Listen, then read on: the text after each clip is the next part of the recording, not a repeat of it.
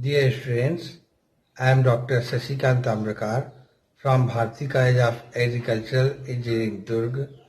I will teach theory of machine of BTech first year, second semester class.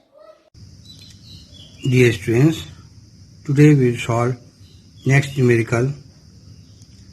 In a reverted epicyclic gear train, arm A carries two gears B and C and a compound gear DE.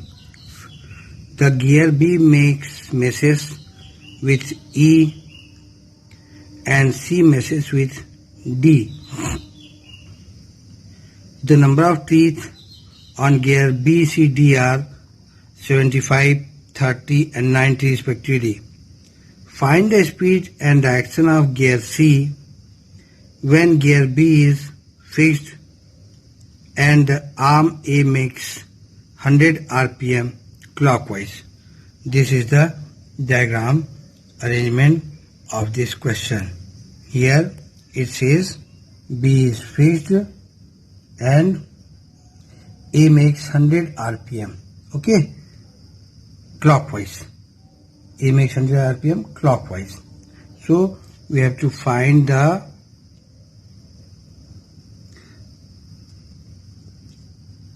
speed and direction of gear C.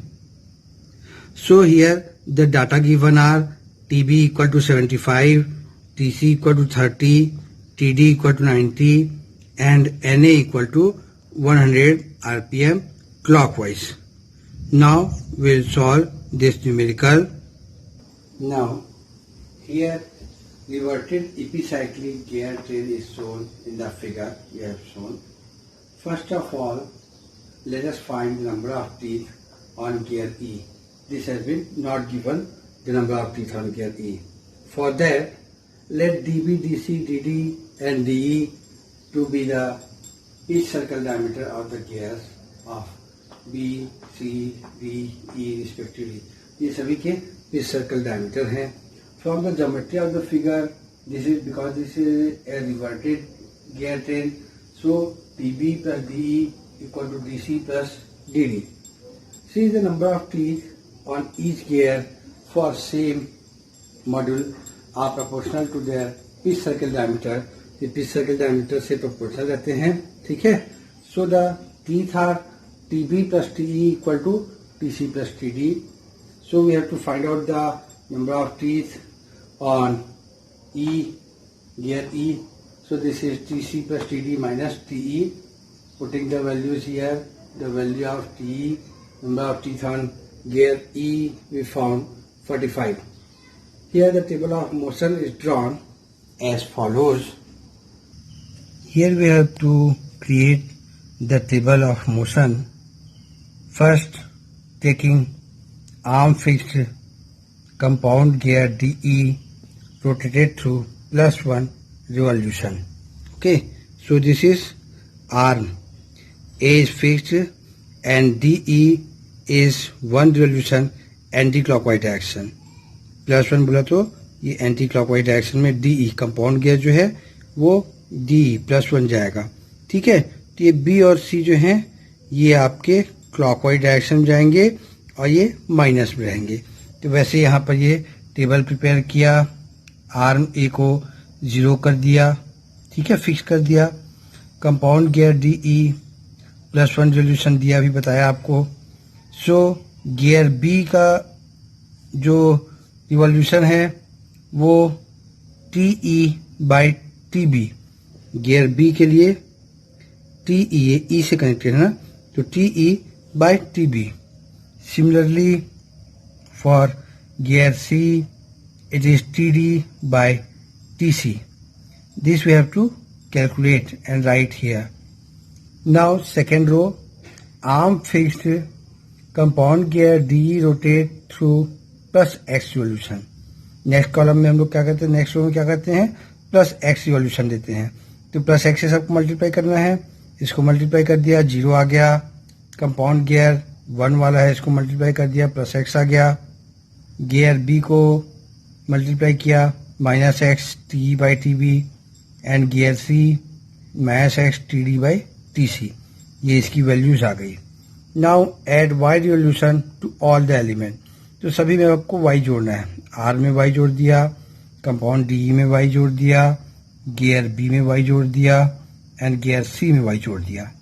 इसके बाद fourth column, fourth row चलना हमको, total motion. यहाँ पर ये सब देखा, दोनों को जोड़ा, ये वाई आ गया प्लस वाई। यहाँ पर एक्स और वाई को जोड़ा, ये एक्स प्लस वाई आ गया। ये सेकेंड एंड थर्ड रो को यहाँ पर हम लोग जोड़ते हैं, ठीक है। यहाँ पर देखिए Y minus X T E by T B, Y minus X T E by T B, similarly Y minus X T D by T C. तो ये हमको सारा कुछ खुद से तैयार करना पड़ता है, ठीक है। तो ये मेन है, इम्पॉर्टेंट है इस क्वेश्चन का, इस क्वेश्चन की जान है, जो हम लोगों ने पिछले क्वेश्चन में भी सीखा है। फिक्स यहाँ पर एक दो चीजें रहती हैं, जैसे आर्म को यहाँ पर पहले फिक्स किया हुआ है, ठीक है। फिर उसके बाद किसको रोटेशन दे रहे हैं, +1, डीई वाले को दिया हुआ है, हमने +1 रोटेशन दिया हुआ है। उससे रिलेटेड बी और सी कैसे घूम रहे हैं उनको फिर हमको निकालना पड़ता है, ठीक है। तो ऐसा हमको ये फाइंड आउट करना पड़ता है। ये हमको ये लास्ट वैल्यू यहाँ पर आ गया, Y minus X T D by T C.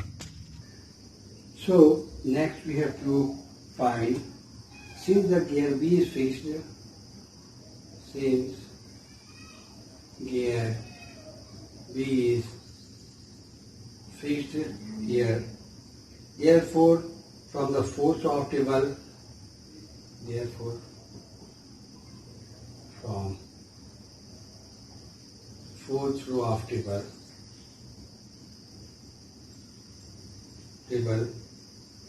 we know y minus x te by tb is equal to 0 because gear B is fixed, or putting the values here, y minus x 45 by 75 equal to 0. So this equation can be reduced to y 0.6 x equal to 0. This is equation number 1. Also the arm A makes, also arm A makes 100 RPM clockwise, okay. Arm make clockwise rotation. So y equal to minus 100. This is equation 2. It has been given in the question. Now substituting the value of y in equation 1, we will get now equation 1, that is minus 100 minus 0.6 x equal to 0. So we have to calculate the value of x. Here the value of x 0.6x equal to minus 100. So x equal to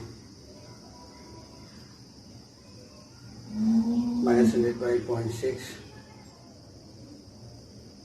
0.6. So the value of x comes minus 166.67, 66.67. This is the value of x here. Now from the fourth row of the table, speed of gear C, fourth row,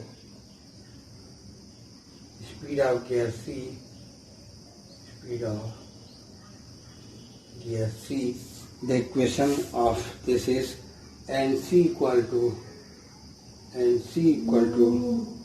y minus x TD by TC, TD by TC.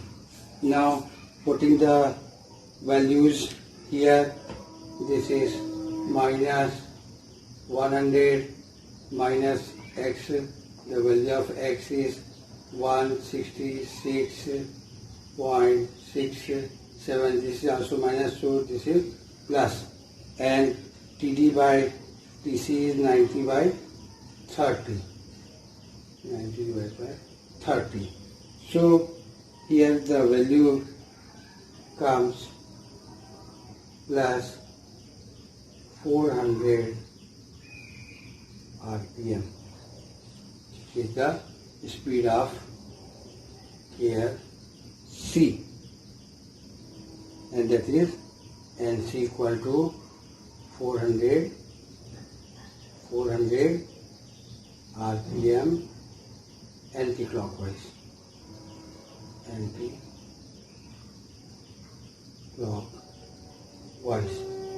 If it has been asked for you to do with the second method also, then you have to follow the second method, algebraic method.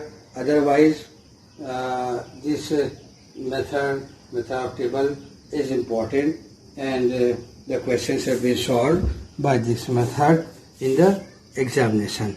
So you have to work on this type of questions. We'll take some more questions today. Next we'll discuss compound epicyclic gear train, sun and planet gear. This is the arrangement of this gear. Big one is called sun and smaller B, C, D are called planet.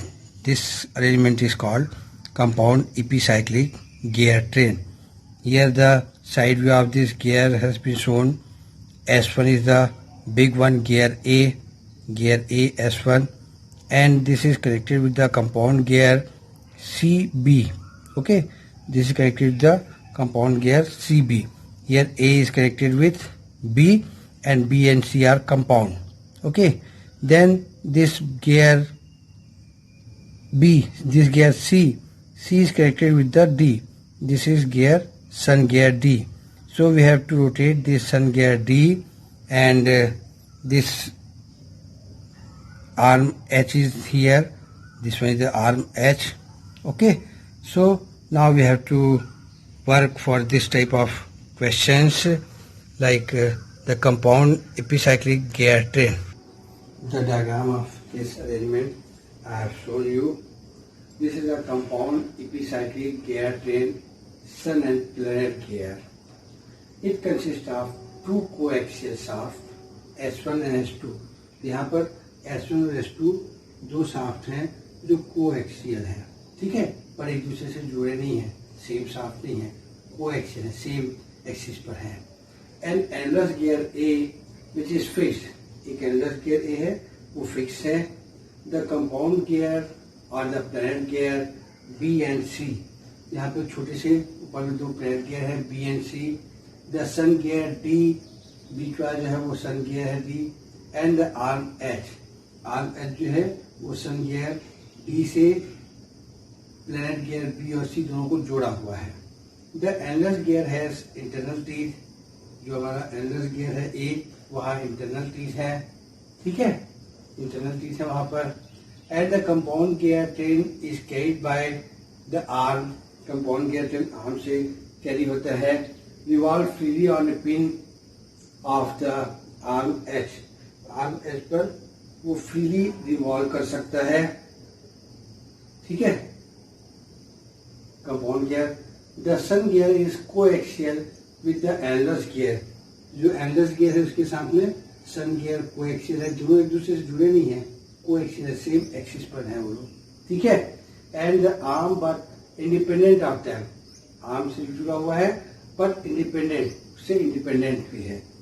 And endless gear A meshes with gear B and the sun gear D meshes with gear C. तो ये ऐसी arrangement जो आपको दिखाया हुआ था उसी के बारे में सारा कुछ हमने भी डिस्कस किया है. Next, it may be noted that when the endless gear is fixed, cover वाला जो है वो गियर ए एंडलेस फिक्स रहेगा, the sun gear provide the drive, ठीक है, तो जो सन गियर डी जो है वो ड्राइव प्रोवाइड करेगा। And when the sun gear is fixed, जब छोटा वाला सन गियर फिक्स्ड है, then the endless gear provide the drive, ठीक है।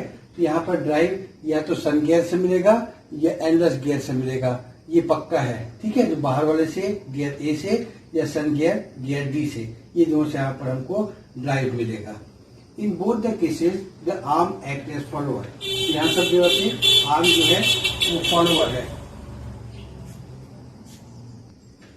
Here it may be noted that when the endless gear is fixed, the sun gear provides the drive, and when the sun gear is fixed, the endless gear provides drive.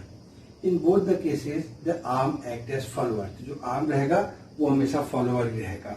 Let TA, TB, TC, TD be the teeth and NA, NB, NC, ND be the speed for the gear A, B, C, and D respectively. A little consideration will show that when the arm is fixed, ठीक है, arm को आपने fix कर दिया, and sun gear D turn anti clockwise, ठीक है, जो D सन gear छोटा वाला वो एंटी क्लॉकवाइज डायरेक्शन में घूम रहा है। Then the compound gear B C and endless gear A rotate in clockwise direction, बाकी सारे जो है वो क्लॉकवाइज डायरेक्शन में रोटेट करेंगे। तो इसके हिसाब से स्पीड के लिए यहाँ पर हम टेबल बनाएंगे। This is the table of motion for the sun and planet gear. Here in first row, arm fixed, gear D rotate through +1 resolution. तो यहाँ पर ये बताया आर्म एच जो है उसको फिक्स कर दिया, ठीक है। उसके बाद ये जो गियर डी है ये डी को +1 रेजोल्यूशन यानी ये एंटी क्लॉकवाइज डायरेक्शन में इसको रोटेट किया, +1 रेजोल्यूशन एंटी क्लॉकवाइज डायरेक्शन उसको घुमाया। तो ये क्या हो जाएगा, सी हमारा क्लॉकवाइज में घूमेगा, बी भी हमारा क्लॉकवाइज में घूमेगा और ए भी हमारा क्लॉकवाइज में घूमेगा। तो ये सब जो हैं ये क्लॉकवाइज निगेटिव डायरेक्शन में ये सारे घूमेंगे जब हमने सन को घुमाया एंटी क्लॉकवाइज डायरेक्शन में। तो देखिए यहाँ पर ऐसा हमको टेबल तैयार करना है। गियर डी हमारा +1 जा रहा है, ठीक है, गियर डी को हमने +1 दिया, आर्म को फिक्स किया हुआ है, ठीक है, arm fix, gear D +1। Compound gear B and C ये निगेटिव में जा रहे हैं, क्लॉकवाइज जा रहे हैं, तो ये बी और सी के लिए है तो TD बाय TC। वैसे ही गियर ए के लिए TD बाय TC यहाँ से सेम आ गया, and TB by TA multiplication में। वैसा अब सेकेंड ले रहे हैं, second row, arm fixed, gear D rotate through +X revolution. ये भी सिमिलर है पिछले क्वेश्चन की तरह, यहाँ पर भी +X रिवोल्यूशन से किया तो मल्टीप्लाई करना सब जगह, यहाँ किया तो 0 आ गया, यहाँ किया तो +X आ गया, यहाँ किया तो XTD बाई TC आ गया, यहाँ किया तो XTD by TC TB by TA ये आ गया, ठीक है। ये रिवोल्यूशन हैं एलिमेंट के सारे। Add Y revolution to plus elements, all elements, +Y all element में जोड़ने हैं। तो यहाँ पर जोड़ा 0 पे +Y तो +Y आ गया, X पे +Y जोड़ दिया, इस पे +Y जोड़ दिया, इस पे +Y जोड़ दिया, चारों पे +Y जोड़ दिया। इसके बाद टोटल आ गया, ये 2 और 3 दोनों कॉलम को हमको जोड़ना है, ठीक है। तो ये आ गया +Y, दूसरा ये आ गया X + Y, तीसरा ये आ गया Y minus X TD by TC, Y minus X TD by TC। वैसे ही जो फोर्थ कॉलम है Y minus X TD by TC into TD by TA। तो ये सारा different sun and planet gear और कंपाउंड गियर करेक्शन के लिए डिफरेंट रहेंगे, ठीक है। तो ये ऐसा हमको इसका टेबल बनाना पड़ेगा और इसके हिसाब से कैलकुलेशंस करने पड़ेंगे, कैसा इसमें मोशन होता है। ये एक बार फिर से देख लीजिए, यहाँ पर क्या बोला हुआ है, सबसे पहले आर्म एच को फिक्स बोल दिया हुआ है, ठीक है, इसको फिक्स कर दिया। उसके बाद डी को घुमाया एंटी क्लॉकवाइज घुमाया +1, ये +1 में आ गया डी, ठीक है। तो वैसे यहाँ पर +1 लिख दिया डी और आर्म को कर दिया फिक्स। अब ये ऐसे घूम रहे हैं तो एक कनेक्शन में जो गियर है ये डी ऐसा घूम रहा है तो सी क्लॉकवाइज घूमेगा, निगेटिव हो जाएगा। अब बी और सी दोनों एक ही एक्सिस पर जुड़े हुए हैं, कंपाउंड गियर हैं, तो बी और सी दोनों हमारे क्लॉकवाइज घूमेंगे। और सी और ए भी जुड़े हुए हैं, इंटरनल जुड़े हुए हैं बी और ए। तो ये जैसा बी का रोटेशन है वैसे ही ए एनलस गियर का भी रोटेशन हो जाएगा। ये मेन इंपॉर्टेंट है। इस डायग्राम को देख के हमको ये फाइंड आउट करना पड़ता है और उसके अकॉर्डिंग हम ये टेबल बनाते हैं। ठीक है, यदि किसी को इस तरह का टेबल बनाने में दिक्कत आ रही हो, यहाँ पर ज़्यादा अंतर नहीं हुआ है, खाली ये कंपाउंड गियर बी और सी का हुआ है। ठीक है, सिंगल गियर था वो बी और सी हो गया।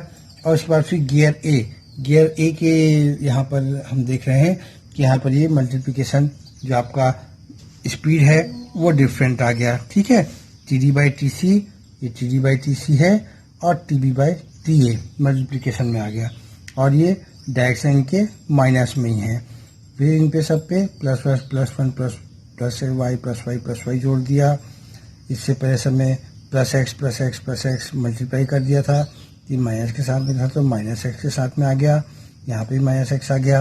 वाई को सब में ऐड कर दिया, ये सेकेंड और थर्ड रो को सब में ऐड कर दिया हुआ है। ये Y minus X T D by T C, Y minus X T D by T C और T B by T A. तो इस सारे क्वेश्चन में मेन इंपॉर्टेंट बात आपको ये आती है कि ये जो डायग्राम दिया हुआ है कैसे कैसे मूव कर रहे हैं।